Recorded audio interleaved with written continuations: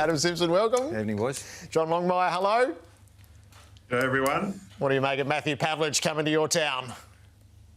Yes, from the moment we found out about it really a couple of weeks ago, a few people at the club, we thought it was a fantastic appointment by Andrew Pridham and the board. I mean, he just covers so many areas. He's got an amazing football pedigree that we're all aware of. His business pedigree's really strong as well, which is important. He's obviously got the media experience and, he holds himself so well, doesn't he? I mean, he was fantastic in front of the staff today. To have someone of his calibre come across with his family, we were looking forward to meeting.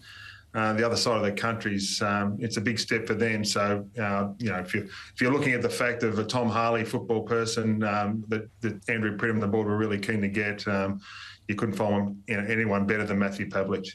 It looks like a perfect fit. Did you find yourself, Simo, with sympathy running heavily for Simon Goodwin yesterday? Yeah, I did text him, welcome to the SAC Coaches Club, although I'm in the mutual agreement Coaches Departing Ways Club. But, what did you actually call your club? Coaches got the arse club. Yes. So Horse he's not involved in that club. No. He's the on my own terms club.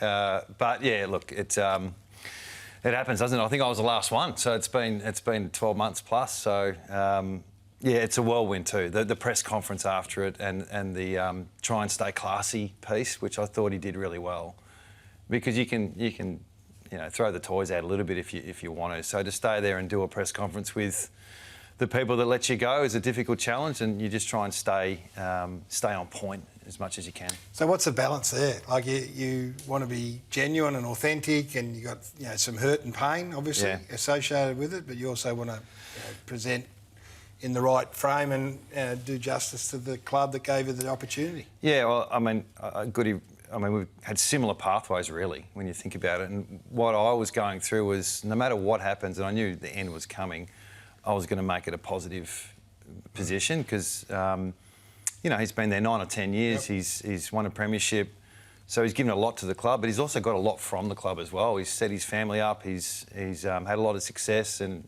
it'll take him forward to the next phase of his life. So I was really appreciative of what the club had done for me, despite the fact that it ended the way it did, and I'm sure he would have gone through those emotions as well.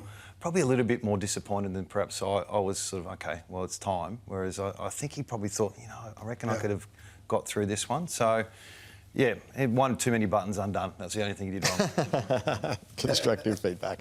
All right, so your two names have been right on the top of every list that has been assembled, which is testament to what you've both done in the game. So, John, I'm coming to you first. Would you consider an approach regarding a coaching job for 2026?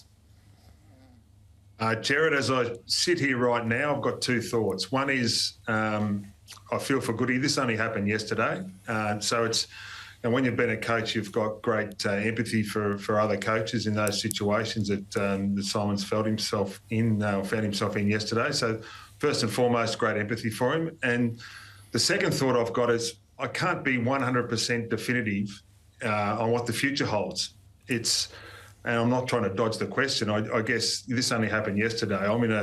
What I can be definitive about is I've really enjoyed this year. I've enjoyed the fact that I've actually spent more time on myself. I've spent more time working on another part of the business that I've been incredibly stimulated by, but I've also spent more time with my family and just doing simple things like going and watching my kids play on Saturdays, just basic things. I've just enjoyed that. I haven't had the opportunity, or haven't had the need to think about anything other than that, and I'm still in that position as we speak today.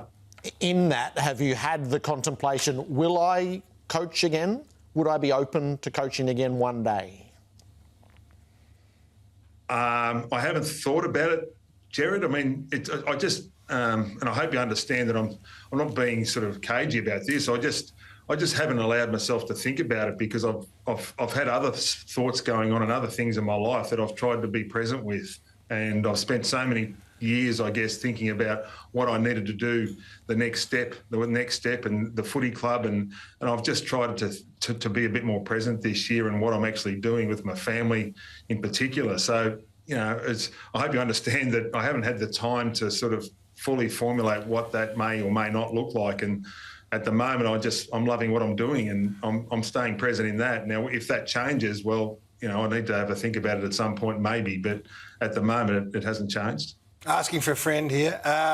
If up until now there hasn't been a job, so you've been able to live in that space. I understand it, and we're not trying to be difficult. But if the phone rings tomorrow and it's the Melbourne Football Club, do you take the call?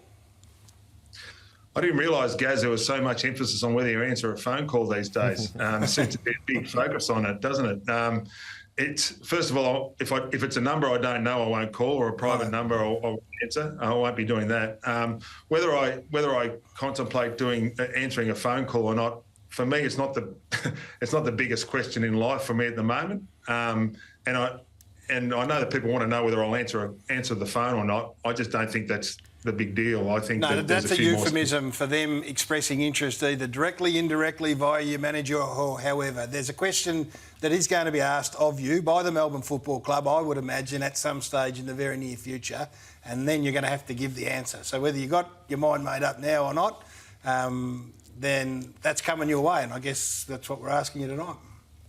Well, it hasn't happened yet, Gaz, and when it comes my way, I guess I'll contemplate what I do then, and I hope you respect that approach as well. I do, and if I go again, we might lose him. What's your thinking, Adam, around whether you're open to the possibility of coaching? I think it's a really difficult. You think it's a simple answer. It's not, because it's life changing. So to go through a process of, and I've done the same, a bit differently with different people, but to block out any type of thought of contemplating getting back into coaching, that you just refuse to think about it because you're dealing with what you're doing now. Like, I want to be good at this. I want to be good at business. I want to be good at some of the consulting stuff. I want to be a good parent. I want to be... So you're living in the moment. So to think about 24 hours after someone's lost their job, it actually hasn't been in our minds. And I'm not speaking on behalf of Horse, but we've had a couple of conversations about this.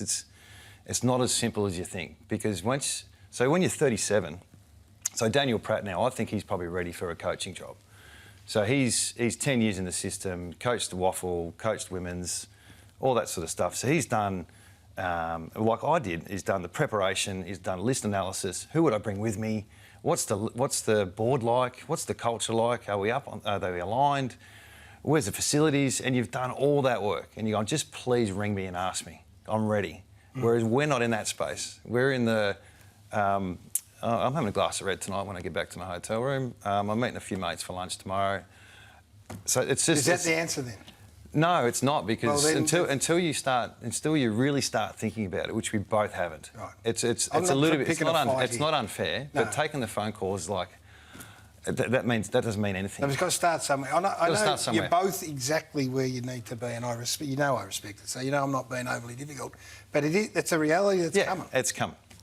Maybe not. Like, I'm not assuming I'm going to get a phone call and Horse is not doing the same thing. So once and if it happens, then you go, okay, well, what's really going on here? So I suppose that's starting to come into my mind, but it's this much compared to what it would be for someone who's desperate and ready to go. So I suppose it's a little bit early to go take a phone call or not. It's not as black and white as you think.